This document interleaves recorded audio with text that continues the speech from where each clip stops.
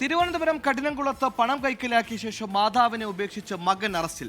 കഠിനകുളം ചിറ്റാറ്റുമുക്ക് മണക്കാട്ടുവിളാകത്ത് വീട്ടിൽ മൻസൂറാണ് സ്വന്തം മാതാവിനെ സംരക്ഷിക്കാതെ വീടിന് പുറത്താക്കിയത്. കോടതി നിർദ്ദേശപ്രകാരമാണ് പോലീസിന്റെ നടപടി.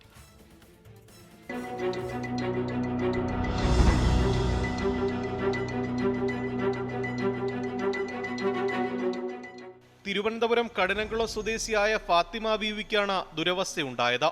ഭർത്താവ് ഉപേക്ഷിച്ച ഫാത്തിമ ബീവി വിദേശത്തുൾപ്പെടെ ജോലി ചെയ്താണ് മകനെ വളർത്തിയത്.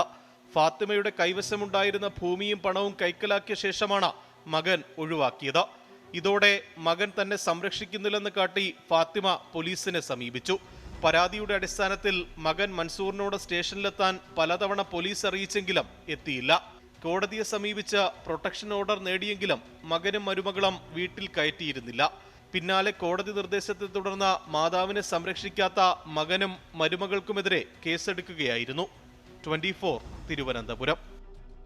ലോകത്തെവിടെയായാലും ഏത് സമയത്തും 24 വാർത്തകളും ഓഗ്മെന്റഡ് റിയാലിറ്റി പാക്കേജുകളും എക്സ്പ്ലെയിനറുകളും വിശദമായി കാണാൻ ഞങ്ങളുടെ യൂട്യൂബ് ചാനൽ നിങ്ങൾക്ക് സബ്സ്ക്രൈബ് ചെയ്യാം.